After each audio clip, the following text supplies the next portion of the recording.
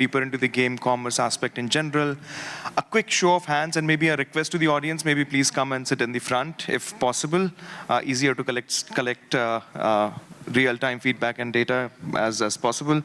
A quick show of hands for people in the audience who have bought something by watching an advertisements on YouTube, on games, or on websites. A quick show of hands, please. Nice, not bad. How many of you have bought something by watching an affiliate link in Shorts? Maybe clicking a Flipkart link or a Shopify link or whatsoever. Nice, okay, good. How many of you have sort of bought something out of a game, but outside of the game store, which means anything from vouchers to coins to reward points or whatsoever, using credit cards and stuff? Have you bought anything outside of the web shops by using platforms like Xsolla or Unipin or CodaShop or any other platform? Okay, not so much, so maybe a lot to cover then for our panel. So welcome everyone to this in-game commerce panel. I would like our speakers to give a short round of introduction, and then maybe we can start the panel. So maybe starting with you, Pranab. Yeah, hi, thanks, Saikat. My name is Pranab Punj. I'm a strategic advisor for APAC at Xsolla, leading games commerce company. Hi everyone, my name is Sanjay Soni. I lead technology at Nazara. I've been in the industry for almost the same time what Pranab is, like almost 20 years. 20 plus years. Yeah, that's primarily a game developer. Started my career with Brew, J2ME. I don't know if you guys know something like that. This was like before Android, iOS. Yeah, they were equivalent to Android, iOS. Now things have evolved. So yeah, happy to be on this panel. Thank you, everyone. Hello, everyone. My name is Utkarsh Goswami. I work with ONDC. So if you Google ONDC, you'll probably get it's a government-backed initiative, but all of us come from the private sector, and that's what I was trying to explain to everybody here. So my main job at ONDC is to get more and more consumer-centric services to participate in commerce, including Nazara here. They're one of our key partners. But yeah, thanks. Hi guys, pleasure to be here. First of all, thanks to GDA for having me as a part of this panel amongst veterans of the industry. I am Abhir, the founder of PlaySuper, and what we're building is something very interesting. For a long time, we've built games which keep players, the economy, very constricted inside the screen. And what we're building here at PlaySuper is something which actually brings this value outside of the screen itself. It gives gamers a reason to kind of grind towards something that is extrinsic and something which has real life value, which is what we call G-commerce or gaming commerce. So yeah, that's what we are building. Awesome. Before we move any further, let me ask and let me start from the back of the panel. Game commerce can mean a lot of things to a lot of people. It could mean rewards, vouchers, web shops, direct-to-consumer relationships. It could mean affiliate products. It could mean in-game commerce, in-game retail products and solutions. What, according to you, is game commerce? And maybe let's start with the definition with you, Abhir, and then move backwards from there. Sure. So the way games have monetized has always changed with the passage of time, right? So currently we see two very strong pillars of monetization. One is ads and one is in-app purchases, right? So both of them so by using both of them, studios face a lot of problems. For example, with ads, they are kind of intrusive. For IAPs, like in-app purchases, they don't really become relevant for certain emerging markets because people are not interested in them. Commerce is kind of something which combines the best of both worlds. It brings what the brand wants to show to a certain set of customers onto the platter, and it also basically kind of allows a non-intrusive journey or an experience for a gamer to kind of discover that what that brand is wanting to show. So to me, this experience, which is not extractive, but is kind of empowering the gamer, is what gaming commerce is. And yeah, so. Utkarsh, ONDC does a lot of work with small and medium enterprise players. What, according to you, should a game commerce product mean? Okay, so I'm part of something we call population scale digital infrastructure. And for us, so whatever you guys think is game commerce, we are taking it a step ahead. What game commerce for us is a user never having to step out of any game surface and being there only. So it has three major components from our definition. It's the surface, which can be, let's say, I'm expanding the definition. It can be an OTT platform. It could be a gaming, a game. It could be, a blog, which gets lots of visitors. And then there is infrastructure layer, which includes payments, catalog, returns, loyalty, everything on that side. And then the supply, which is basically everybody who wants to sell products to a gamer. And for us, the definition is, it's closer to embedded retail, but that is also in a frame sort of a view. No. So if a person is buying off a Nazara game, he doesn't know anybody else. He is buying from a Nazara game property. And that's what ONDC is trying to solve here. So. Sanjay, it's a good segue because Utkarsh did mention a couple of times Nazara. So it's a good segue from a publisher's standpoint. What ideally a publisher is looking for when they are looking to incorporate in-game commerce as a solution? What is in-game commerce according to you as a publisher? I think I'll just rephrase that from a publisher and developer's point of view. So game commerce is not just transactions like what usually it is, like it's a new format of monetization. And that's what we are here to make money. But if you look from a player's experience, right? So for example, we launched a new game today, Big Boss. Because it was promoted heavily here and there, people will just go download it from the store. What next for us in the commerce is like, we will try to give experience, different modes, different levels, different seasons in the game. People will enjoy that. Out of that, we'll give some rewards. For example, PlaySuper has loyalty rewards, right?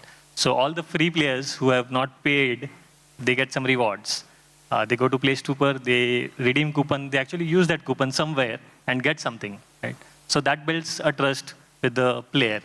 Now he's excited. Along with that, we will give him a link to webshop, right? That's another format for monetization for us. Now, since the player is already loyal to us, he got something for free. He got some discounts here because webshops definitely has a lower cost for buying the same in-app purchase or buying same subscription what we have right now on the store. So the user now, from a free user, became a paid user through some discounts, some gift vouchers here. And then once Big Boss, actually that's why he came for us, right? He liked some dresses, he liked some jewelries, he liked something in the game. And he really want that physically, right? That's where ONDC for us comes into place, right? So, for example, Manyavar, right? Because Big Boss has like all those Indian ethnicities and all. So he likes something and we offer that right now with ONDC directly, saying that, hey, you have something virtual, equivalent you also have from ONDC platform, physical. So all in all, the experience of the player is what I define as game commerce, which it's a connection between everything. It's not just transactions. I just missed one point. So on the monetization bit.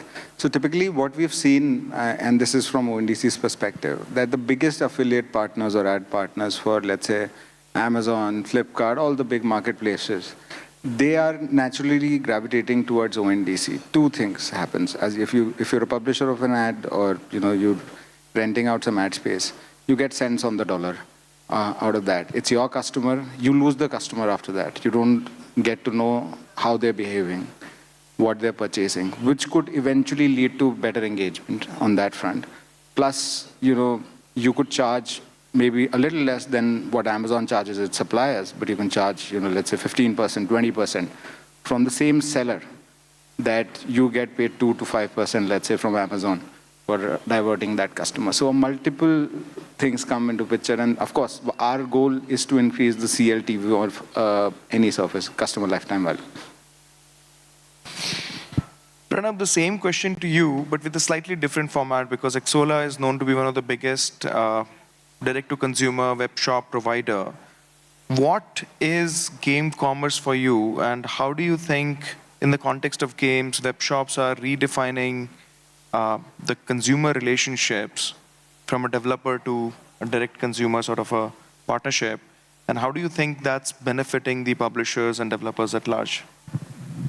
Thanks, Saikat. So I think, let me just kind of first say, how do I see game commerce? So game commerce, according to me, is one through third-party platforms and one is direct-to-consumer.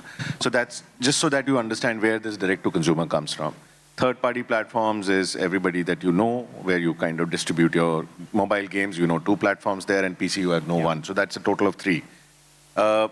But then direct-to-consumer is where you, as a developer, no longer rely on just the third-party platforms. You kind of take control of the relationship between you and your player. And I think this, I've been here too long, right, to know and remember the time when there was no third-party platform, and the big games like World of Warcraft, Ragnarok, and all used to sell directly to the consumer. Yeah. And so that relationship meant that you were in control of what were you delivering to your player. You were in control of what you were listening back from your player, and then thereby enhancing their experience. So I think direct-to-consumer is not just about, it's a relationship that you are kind of building directly with them. In that relationship building, so a web shop is that tool through which you build that direct relationship with your consumer, and all other solutions that companies like Xsolla provide, right, from web shop to PlayStation, while they drive commerce, the idea is to create a direct relationship. And through that, I think what we have done, and just to give you a sense of, I was going through some numbers, we have driven and generated over $3 billion in incremental revenue with 600 web shops. And this, I thought I'll bring this data because we usually don't share this, right? This is a structural shift. This is immense amount of revenue directly impacting companies' bottom line, right, and profitability. And I think, simply put, from my perspective, it is a direct-to-consumer.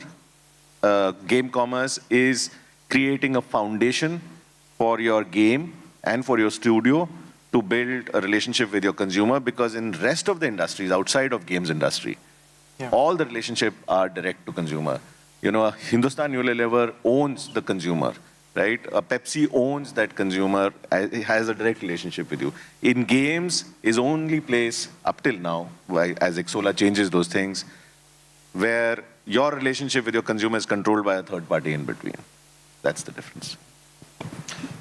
But that's the case in all e-commerce as of now. For example, if you order something off, let's say, a food platform, or let's say one of the large retail platforms, marketplaces, the seller doesn't know who you are, and typically you will also end up choosing a product that's been sold by the platform. So typically that black box also exists. So one of the things that we solve for is exactly this. The seller, of course, you're the seller's customer, they know.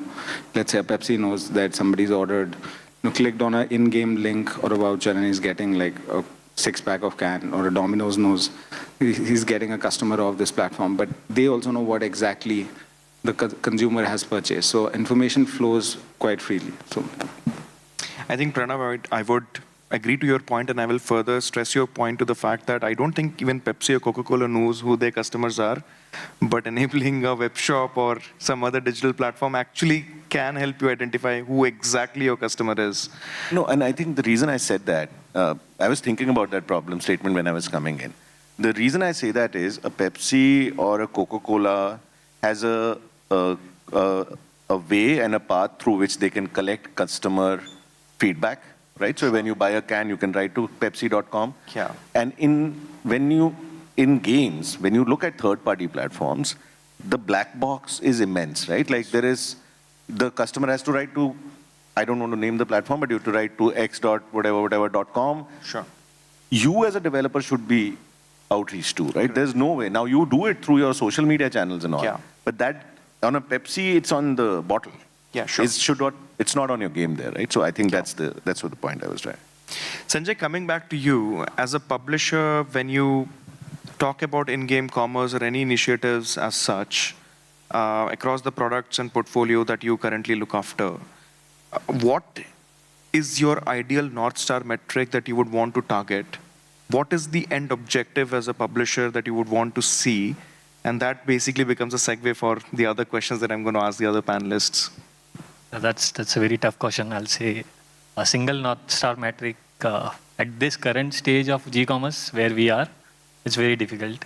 So although Xsolla is like very old, 19, 20 years in the business, it's still evolving, I'll say. Webshops is very, very new for us, for India market. So to start with, the North Star metric will be very simple. It cannot be revenue. The end goal will be definitely, top line will be revenue. Okay, we'll reach there. Maybe in a steady state then, not maybe looking at the fledgling state, maybe at the steady state eventually. What would be a North Star metric? What eventually would be the goal of a publisher? Yeah, so for now, the publisher will definitely look at conversions. Right? Since now the data is available, what Pranab mentioned rightly is right now there's black box. I don't know. I cannot run my algorithms. I cannot make every user feel better and do the transactions. Okay, I can pass, like we are doing right now in the advertising industry, ads, right? I'm showing ads to 100% of my audience, right? As you rightly asked, like there was like hardly 1 or 2 hands, right? Really. So the conversion is like maybe 0.02 or less than that. Yeah. Right? But here, once the data is available, my immediate metric would be what is my conversion rate, right? How much I'm passing with genuine enriched data. I know the customer perfectly. Now, why they are not converting and what is the conversion rate? That will be my first metric to solve it. As soon as we solved it, I think then becomes my steady state. I'll really focus only on ARPDAU. Right? So my metrics, my table start with conversion rate, ARPDAU, finally landing up to LTV. Right? No retention engagement in there?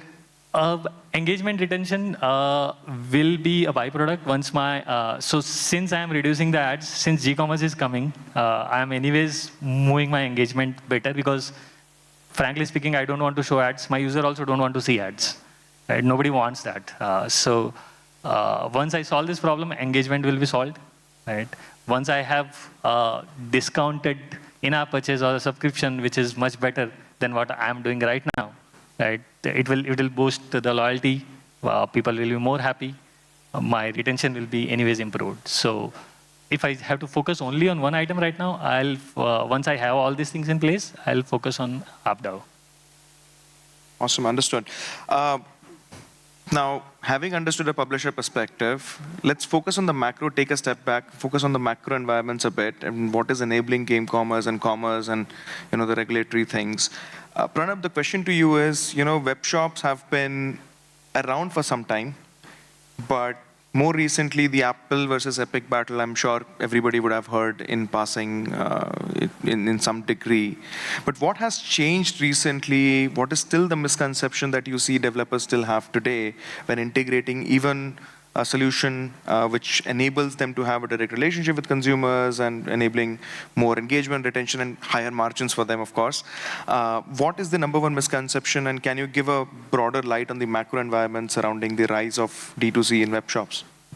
Yeah, I think this is the most important point of the day that we want to speak about, right? And there has been a recent legal shift. We have published blogs and all on it to kind of educate the Indian dev, but we're talking also, we did a talk yesterday. But what has happened is immense. It's a tectonic shift. This is going to change the world in a better way for the developers. And this has been a battle that Epic has been fighting, and Epic's founder. We have been fighting in our own way. Our founder's vision is also equal access for developers. So some things that have happened. As of April 30th, in the US, Apple was forced to allow external payment methods to be directly integrated into the game. Rather, in the US, you as a developer can add, for your US consumer, can add a direct buy button, giving the option of the user for the user to either pay through Apple or pay through your payment provider that you could choose Xsolla with an offer, and the reason why you do that is we will charge you 5%, you keep your revenue. I think that's one. The other thing that has happened in the last 48 hours, because this is, I don't know, we didn't plan it. So we didn't, but in the last 48 hours, you can go and check out your Epic, your Twitters, but there has been an exchange between Epic and Google CEO, Epic CEO, and they have already announced that they are about to strike a deal about direct payment method integrations or third-party payment method integration into the game. That's going to change the landscape altogether, which means that while the injunction had already come, Google is actually stepping up and making a statement that we are pro-developers, unlike where Apple was forced to. Google saying almost proactively, we will strike a deal, we'll actually get better rates, better facilities, so let the developer choose the payment method they want to use, do whatever they want to do. You want to sell through direct to consumer, sell, you know. So that's happened in the last 40 hours. Please pick up your phones, see Tim Sweeney's Twitter line, and then you'll know what has happened.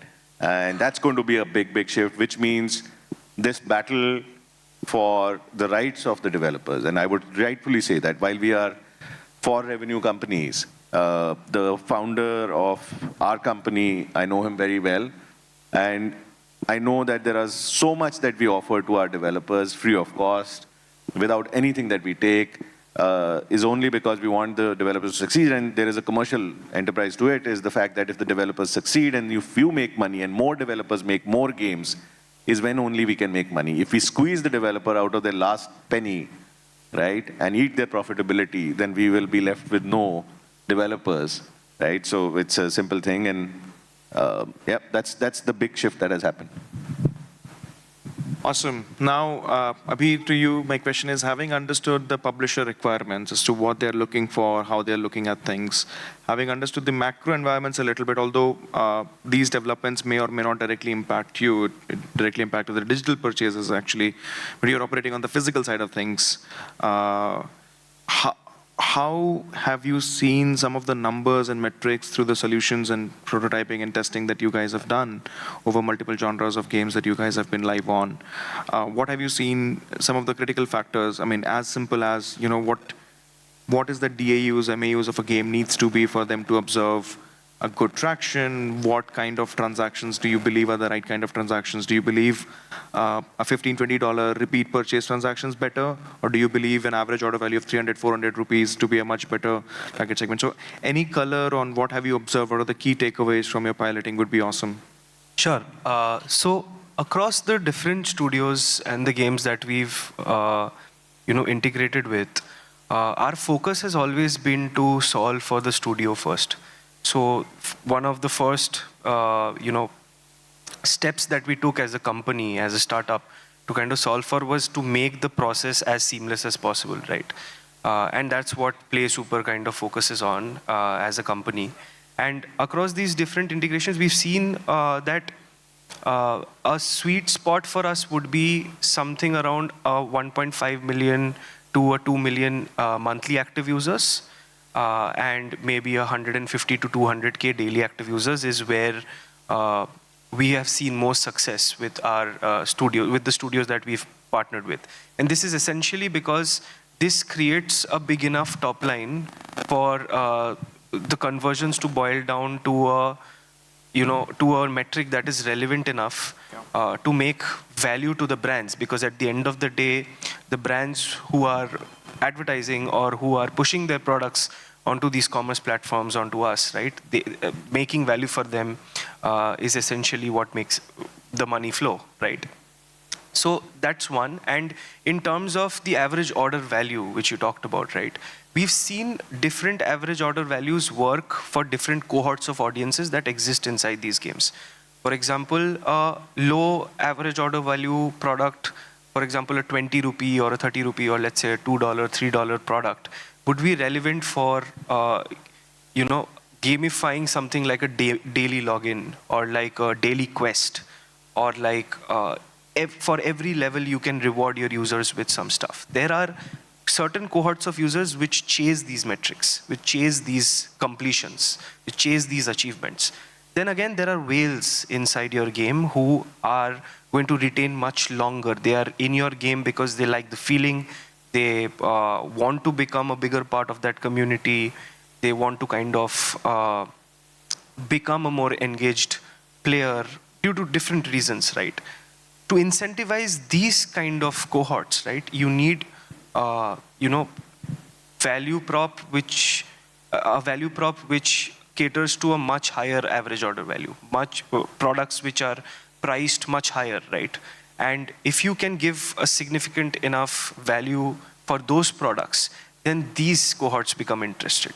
And this is the data that we've collected across the 15, 16 titles that we've kind of integrated with. And we have seen positive results. For example, in terms of long-term retention, long-tail retention, for example, bumping, D1 retention, we've bumped it up somewhere around, let's say, 25 to 30% for certain studios. For D7, it's much lesser. We've bumped it up to around 7 to 8% for certain studios. And for D14, again, the number is again around 5 to 6%. That's mostly the success that we've gotten to today. But the real value will be added when I actually add a 5% increase to a D30, because that is where the real revenue starts kicking in and real value starts kicking in for the studio.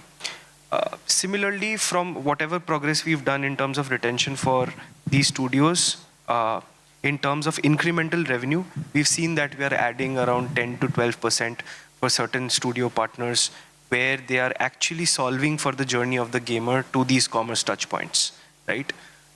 We have also seen a major lift in the CLTV for these studios, right? Any numbers there on LTV lifts? I will not coin any number right now because I think I will be underselling myself in this panel if I coin the number today, because there is so much left for PlaySuper to do. I think maybe an opportunity later on to coin that number would be greater, would be a better thing to do than to coin that number. Any genre of games that you have found more success in versus other genres, or do you believe it works equally well? No, it does not work equally well. And again, when I was talking about cohorts, these cohorts also, for example, the AOVs also work across different genres of games, right? We've seen ourselves work best in two of these genres. One of them is essentially your casual games, right? Not completely hyper casual, because over there is no sense of belonging or no sense of community. Users are going to go away very quickly. That is somewhere where the lower AOV items might work. But then again, for casual games, both of these AOVs work, like even smaller, low price products and high price products, right? Because then there is a cohort which is also grinding to become part of a community. And also, mid-core and hybrid casual games. So we are starting to see some kind of, traction in mid-core games as well. We are starting to see some kind of traction in casual. We've always been seeing traction in casual games. So these are the three genres where PlaySuper is focusing right now. Well, so many more questions, but we only have limited time. Utkarsh, moving back to you, ONDC has played a pivotal role in terms of creating an ecosystem for, traditional retailers and, even big brands to sort of have a direct relationship with digital consumer media products in general, and gaming is a part of it. How do you see your role in enabling a direct reach of your retailers to direct consumers via games, and how can ONDC play a pivotal role in that? Okay, so I'll just take a step back in time and, and emphasize on why something like ONDC was needed. So typically in the world, you'll see duopolies of everything related to tech in your life. So, we took a great example of the Google, Apple Play stores, Amazon, Flipkart, Swiggy, Zomato. I'll talk in the Indian context, Uber, Ola. And the way they operate, and any duopoly or a monopoly operates, is by first incentivizing more users and more sellers to come on board, and then removing those incentives, because eventually they have to turn profitable. So much so, of course, Google and Meta being, I'll take these out of this example. But let's talk about the commerce companies right now. None of them are profitable in India, even after charging 50% to the sellers. A seller, on an average, if anybody of you knows anybody who's, a founder in, let's say, a D2C brand, just ask them, what is the cost of doing business on a Blinkit or an Amazon? And the answer is not going to be less than 55% or 50% all in.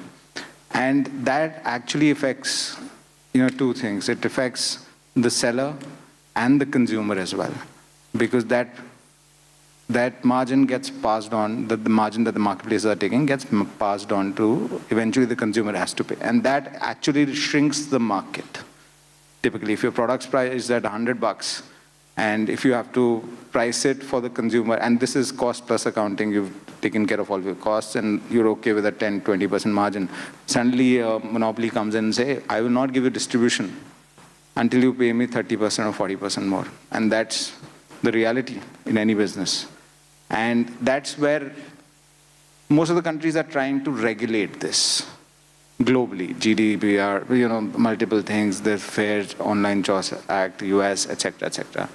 What India decided is that we are going to solve this by digital scale infrastructure and competition.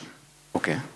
So why do monopolies exist? Because there's no competition. Why is there no competition? Because the cost of doing business is so high in those sectors that there won't even be a single startup trying to emulate them. Think about it. Is there any app store that's trying to be as big as a Google App Store, or Apple App Store, because of various reasons? No, because it requires billions, maybe hundreds of billions of dollars of investment. And anybody trying to become like an Amazon or Alibaba, no, it'll require, again, billions of dollars of investment.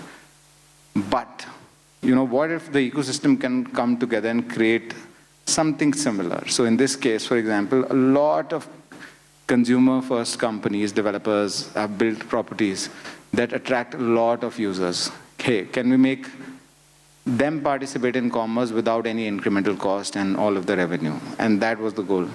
That will eventually increase competition in the sector, more choices for the sellers to sell to, bring down the prices for consumers, and the market will grow. In India right now, only I would say around 3% of the retailers are digitized.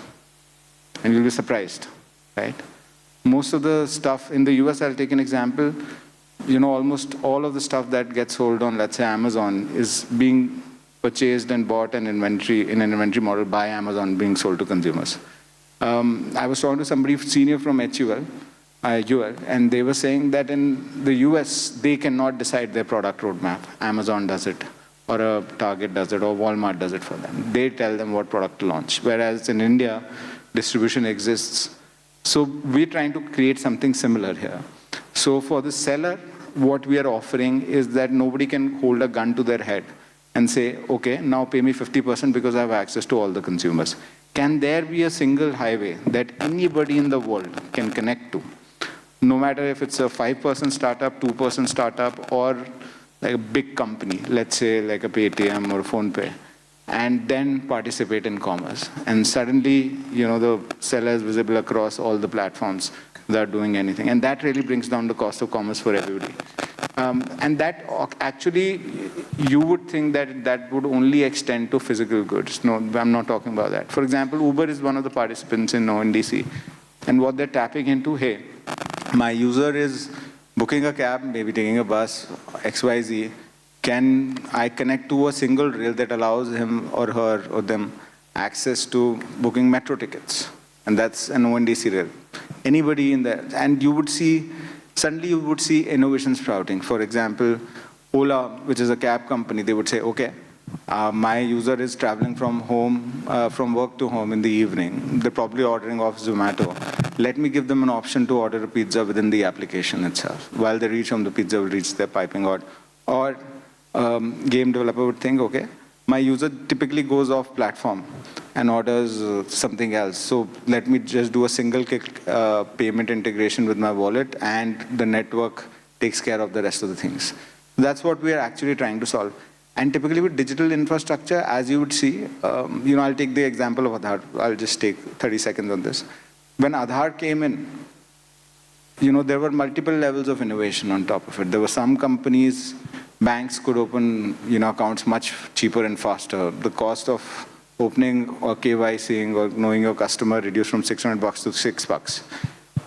Then the second level of innovation was a lot of companies built those API rails and offered it to enterprise customers. And third innovation was something like a Zerodha could scale.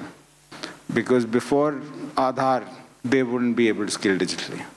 And that's what ONDC is trying to do. So for example, we actually depend on our partners, which are the consumer companies or the seller aggregators, to come up with innovative use cases. We're just providing the infrastructure here. Yeah. Awesome. Coming back to you, Pranab, web shops have been, it has not been a new thing, let's put it this way. Multiple companies globally, even the publicly traded ones, are doing 35–40% of their annual revenues directly from web shops. Of course, it is genre dependent, geography dependent, it is a bunch of different factors and how well it is integrated. But there are multiple white spaces, including some of those that Xsolla has been working on as well.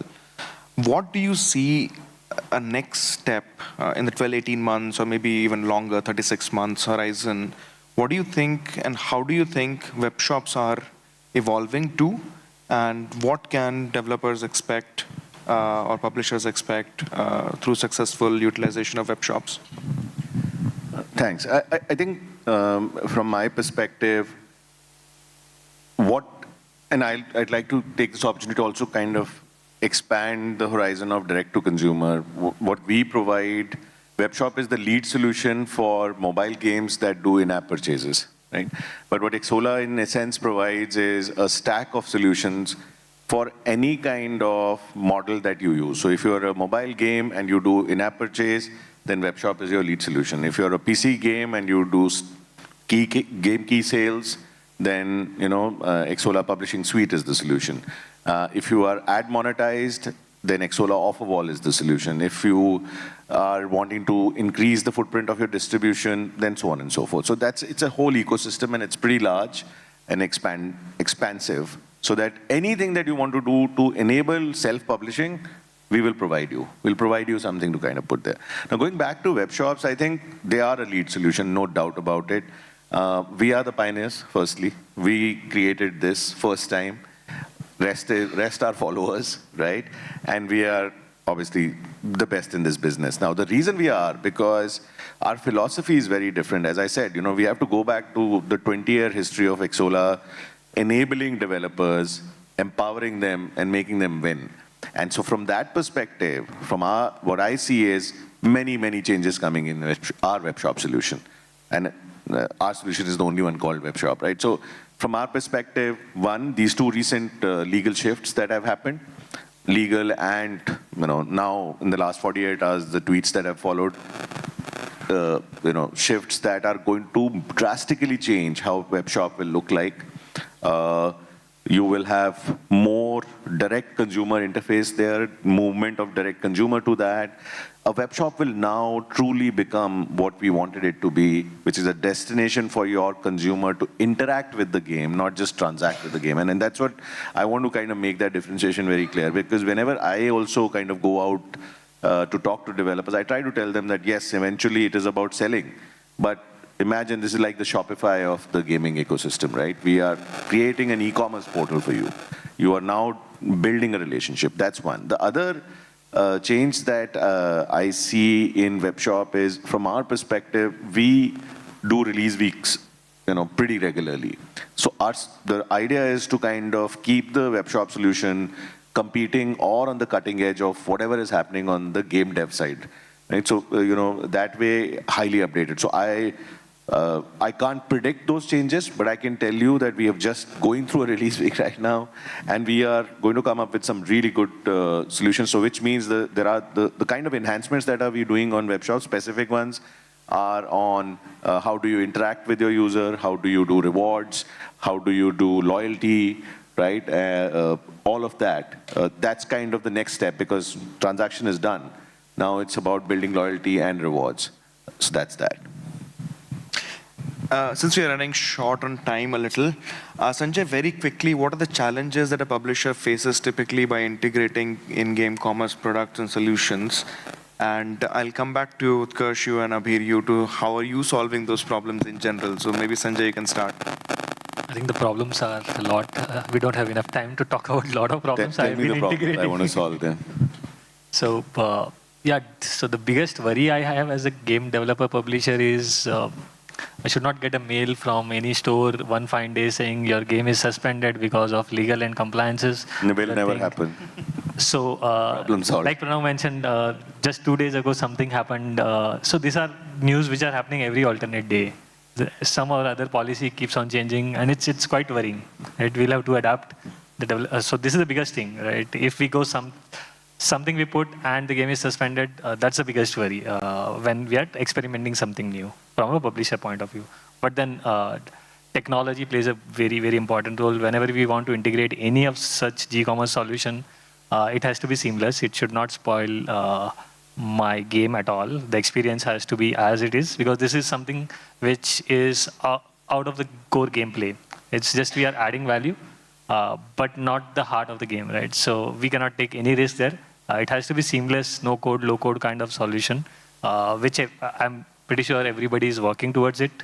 I think the third thing for me is we are game developers or publishers, right? We don't know how to solve problems of supports which are out of the game, right? If something has been ordered on ONDC, let's say Domino's, and Domino's didn't reach in 30 minutes, my support team should not get a call saying, hey, cricket guys, where is my pizza? Right? We are not experts, right? We know how to make game, not pizza or deliver pizza, right? So we rely on partners. I think those things really come to the, and I've seen this, like while experimenting with multiple platforms, my support team raises me queries saying, hey, who is in charge of Domino's for us, right? I don't know, right? Or something is not happening. So there are many issues like that, but primarily, I believe legal and compliances is number one challenge for integrating any other SDK or something new in your system. You know, Sanjay, can I answer that? We are a merchant of record. All that you said, we'll do it for you. You will get no calls. We'll handle your taxes. So we assure you. It should be that way, but I'll tell you the Indian ecosystem where like people will just look at kahan se buy kiya. Okay, we bought it from Nazara, right? They took Nazara's phone number. They will never know like what is there in the back end, what is happening underground, right? So, This is a pertinent point. I want to take 15 seconds, but this is a very good point and this is a relevant question. But this is where I want to expand on what is webshop, what is an MOR. MOR is the entity that will take care of this call. You can actually direct the call saying that talk to Xsolla, they'll help you, and Xsolla becomes the first wall of response. That is the promise, and this is a good point you raised, right? And I appreciate it. So talk to us on sidebar. I don't want to take the remaining 2 minutes, but all of that is solvable by MOR, and that's Xsolla. I think at PlaySuper, to solve these problems, the first and foremost step that we took is essentially making the SDK as easy as possible to integrate, which I mentioned earlier as well. And the second thing is what we've seen as studios facing a problem is sometimes the interfaces don't look very native to the game, right? So we've made our interface extremely, customizable, and actually hyper customizable according to a brand's own brand language, a studio's own brand language and stuff like that, right? So customizable stores across different studios. Third is the fact that we are white labeled eliminates the probability of user leakage to any other platform, right? There are no redirects to a secondary platform or a secondary browser, which essentially allows the studio to retain their users longer. Third thing is, again, a lot of people fail to kind of understand this, that a deep integration with the studio and the studio's economy is very important, because that simplifies not only stuff for the studio, but also for the end user itself. The end user comes to the game and that user only follows one logic. How many XPs or how many levels am I crossing? How much XP am I earning? What kind of value is that going to provide to me? So by seamlessly just creating an exchange against those progression metrics that a studio uses to track its own user and to kind of embed that logic onto our own backend whenever we work across partners is what PlaySuper focuses at. I feel that's very important. And for us, it's pretty simple. As a philosophy, we are not in the business of our partners. So typically, ONDC allows you digital and physical commerce, allows you to access them, access a huge, huge supply base that's ever expanding with a single integration. But we have, time's up, but yeah, I'll continue. So maybe this last remark. Yeah. So, but there are companies that have built, I would take their names like a Paytm, who are core tech companies, they've done commerce in the past. They say, okay, we'll build our own integration, we'll build our own surface. But there are other companies, and that's who want to actually work with. They have the audience, they have the reach. They might or might not be tech, fluent. So, the companies like Xsolla, which we call technology service providers, and hopefully Xsolla will become one of ONDC's TSP, that take on all the operational, overheads when it comes to commerce. Because commerce does come with overheads, right? But it also does come with a huge chunk of revenue from the product. So there are costs associated, but we understand that nobody will have we want game developers to develop games and not get into commerce compliance. So we do most of the heavy lifting and our TSPs do the rest. And of course, the commercial models work like that. So, we hear you, Sanjay, and we'll try to do it better. Thanks. I think everybody's working towards it. This is temporary since it's new. But happy to hear everybody's aligned. Awesome. With that, thank you so much for attending. Thank you so much for the wonderful discussion points. The panelists would be here hanging around, so if you have any questions, please feel free to ask. Our time is up, so we are not just giving any slot for the Q&A. Thank you so much.